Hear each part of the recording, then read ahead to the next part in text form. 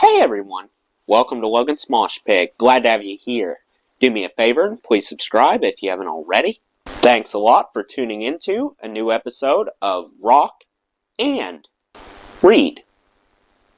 I can't wait to start a new book called Crazy from the Heat by Van Halen's original vocalist, David Lee Roth.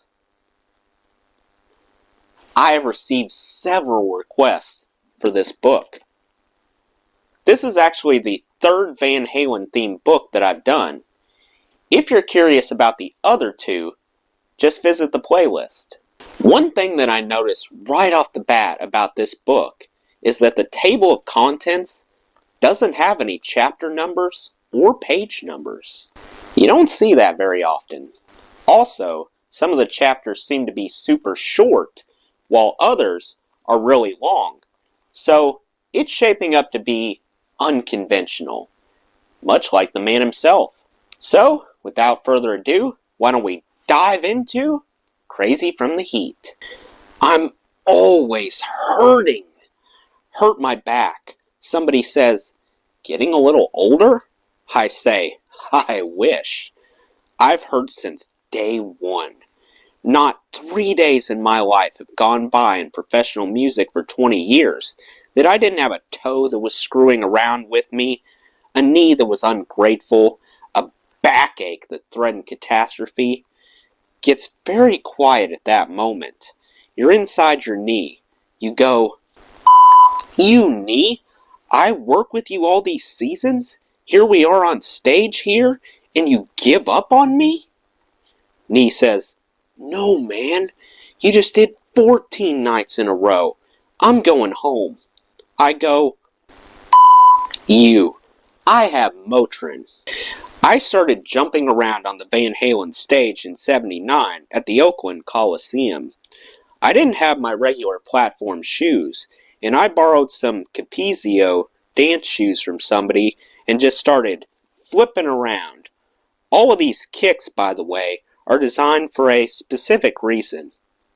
When they banned weapons throughout the Orient, all of these martial arts really blossomed. So when you see the jump spinning back kick, that's designed to knock somebody off a horse. We did some sequential photography with a strobe light where you see multiple images, and they had a ballerina as my stand-in for all the test shots, and she made a nice, graceful, curved arc. When I jumped, it went straight up and straight across. It looked like it sounded. It was savage. It took so many hundreds of hours of preparation to be able to pull that out of my hat. I know the floorboards of every major arena, stadium, and venue in the free world, from bending over to stretch and stare at the floor for hours at a time before every show. My feet hurt constantly. I would sit in the doorway of the tour bus, and we wouldn't have any water, so Big Ed, my assistant, would pour Perrier on my feet, and I'd patch up all the blisters. All of those moves were not gymnastics. They were martial arts, and I approached them with that discipline. They had to be very real. As a result, every day, something would snap. I broke my foot doing the big split jump that's on the back cover of the second Van Halen album.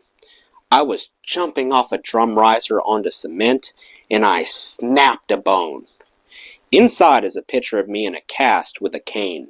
That's how I sang "Somebody Get Me a Doctor" in the studio. I went to Jack Coran, the trainer for the Los Angeles Lakers, and I learned how to tape up my feet like a ball player. I constantly have shin splints. I was in pain, but I romanticized it as my equivalent of a guitarist bleeding fingers. Now I know my engine, inside and out. Not to say I don't floor it and drive right off into the hay on more than a frequent occasion, but for showtime, you can't eat 6 to 7 hours in advance, which usually means by 2:30 in the afternoon, you're dangerously low in blood sugar, so you balance that out with some amino acids. Watch the smoking, warm up, do scales in the bathroom, took a lot of singing lessons. It didn't really assist in my sound, but I never lost what I got. And on and on. It's like being the trainer for Secretariat. I would always push myself to the point of major exhaustion. Would come off stage so dehydrated, we'd have to have paramedics there, and they would have to bag me while I ate dinner. I'd sit there with 3 saline tubes in my arms while I ate. I'd be so dehydrated, I'd clench up. Or oxygen on the side of the stage, what have you. I took great pride that I could max it so hard that I would pass out. One night in Memphis, I smashed a guitar on stage, and a piece flipped up, and that's why I have this scar under my eye. Finished the show, and they band-aided me up. Everybody was gagging. I finished the show, walked to the side of the stage, passed out. When I woke up, I was on a bed in the emergency room. They didn't want to wake me up, so the call sheet was sitting on my chest. Under occupation, the nurse had written, circus performer. Ultimately, to test all this martial arts theory, I joined up with Benny Urquidez. Benny the Jet, kickboxing, full contact. It was in '82. And did full contact training 5 mornings a week, plus road work, my first experience running. Now, I can run the marathon. Then, I ran 6 blocks and felt like throwing up. Got in the ring 6 times. Some of the road crew would come down and cheer me on. It was glorious. I had the time and wherewithal to invest in serious training, so I was always a little bit ahead of the curve. But I played in front of 375,000 people at the U.S. Festival in pain. My knee was killing me. If you look at the pictures, I had a piece of something wrapped around my knee. Sometimes I wonder if this was not like a defensive maneuver, metaphysically, an unwillingness to go forward, or provide myself with sufficient distraction that I could burn calories in that area as opposed to just being nervous about a show. Half my calories would go to my knee. When I played in Vegas, we did 10 shows in a row, direct, and I never left the stage once. I had hurt my leg weeks before the show, lugging my kayak out of Florida storm waters, and pulled a muscle. What the cowboys call lumbago, hurt from the small of my back all the way down to my ankle. I would wake up with my whole leg screaming. I couldn't sleep. I'd wake up 5 times a night. And this was a month and a half before the actual showtime. Then, I get to showtime. I have several tattoos on my ankle, and one of them is Huckleberry Finn in silhouette, underneath the full moon, with New York City in the background. The therapist put so much electricity through me to get this leg going again with the electrodes on my ankle that it burnt a permanent hole in the moon. One of the best injuries I ever sustained was when Van Halen played at the famous Piper Club in Rome. The Beatles had played there. It looked like all those early 60s movies with the very low ceilings with the old pipes. They were shooting us for a television show, one of these ready, steady, go kind of pop shows. We do a couple of run-throughs, because it's going to be for live television. I determined the best way to go is, they start off with black, the lights are off, you count uno, dos, tres, and I would jump up, and the lights would come on while I was in midair. So, we run through it a couple of times, and there's this big mirror ball about 15 feet above my head. Everything works beautifully. We get ready, going to shoot it for real now. The stage is pitch black. We're waiting for live feed. So it's 38 seconds in the dark. Nobody tells me that they're lowering the mirror ball until it's like 7 feet off the deck. I get down in the crouch, and I'm ready. I'm all hunched up on the floor. And they say, 1, 2, 3, go! The lights come on, and I launch myself skyward. Do you know that feeling when catastrophe is unavoidable and everything goes into slow motion, and you're just like an innocent bystander watching it all happen?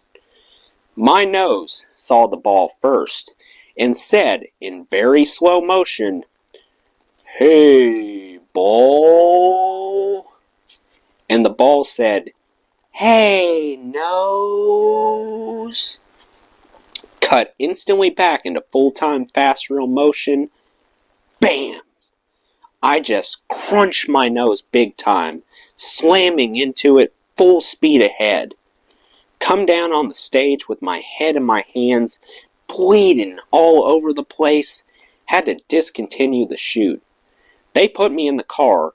We rush off to the main general hospital in Rome, which is like, I don't know what, Allied Occupational Forces. Quickly, boil some water and bring me some fresh towels, complete with the gurneys with the big wheels from all your favorite movies. Doctor greets me in a private room.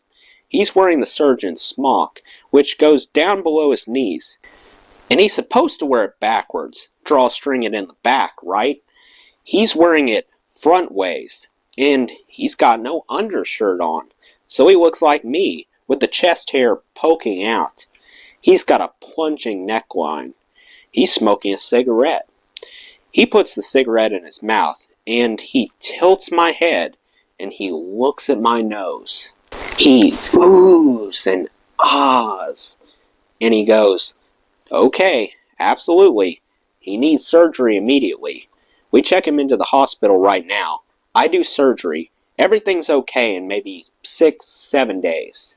I said, "I want a conflicting opinion." They bring in another little character, right out of an Abel Ferrara movie. He looks and says, "You don't have to stay at the hospital. Surgery's not necessary, but I must pack the nose now, and absolutely, you come back every day for 4 days." I said, "I need another opinion."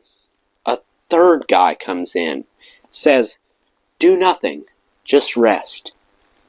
By now, my nose is swelled up as big as my thigh. Okay, gotta rest. It hurts to even move. So they pack my nose. They put bandages all over it to stabilize it. We were due to play what's called the Pink Pop Festival in Holland. It's about 65,000 people. I say, "Oh man, I think we gotta cancel the Pink Pop Festival next week. I'm hurting bad." Okay, downtime. Everybody's off. Gigs canceled. Everybody goes their own way for a week. I get on a plane with Big Ed, and we head back to LA. By now, the swelling's gone down. It hurts, but I'm used to that. And it's not long before we're roller skating down around Hermosa Beach. Well, actually, I'm working out. See, there's this pretty blonde who's got to be all of 17 that I would drag around. She would hang on to my sweater tied around my waist, and I would roller skate. Gotta stay in condition. I turned to Ed in the middle of a sunny afternoon 2 days later. I said, "How's my nose look?" "Looks okay to me." I don't stop to think. Ed used to play semi-pro ball.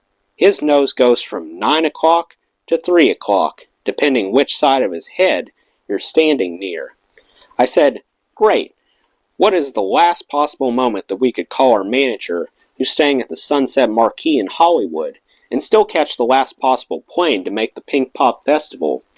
He said, 4 o'clock. I said, "What time is it?" "It's about 3. I said, "Great. Let me know when an hour's up." At 4 o'clock, we roller skated up to a phone booth, called the manager, and said, "I can make it." massive hysterical dash to put together the airplane flights, the visas, phone calls are made, the trucks have to get from Brussels to Holland, the whole thing. When I stepped off the plane, I had big pieces of tape over my nose. There's all kinds of press at the airport. They're delighted that we're going to make it, and they're interviewing me, and they're asking me, "So, what is this you are wearing on your face? It is like American Indian, no?" They thought it was a fashion statement. Another time, another tour. There were these stitches over my eye, like a dozen. We had to fly to Europe immediately. The road manager was a cook. He had been through the Culinary Institute, and I figured, well, he's got the best hand. You're the one that's going to pull my stitches. There was no doctor to do it, and it was time. It had been 10 days. We were en route. We were going to meet the press getting off the airplane. I said to him, "Steve, you're the one. You got to do my stitches." He said, "Great, we got to sterilize the wound area." He's a cook. What else is he going to use but vodka? He treated the wound carefully, pulled out the stitches at 32,000 feet, somewhere over the Atlantic Ocean. Well, that's the end of chapter 1. Let me know what you thought of the first chapter in the comments below. That does it for today's video, guys. I hope you enjoyed. Make sure to like, comment, and subscribe if you haven't already. I really appreciate the support. I'll see you next time. Till then, rock on.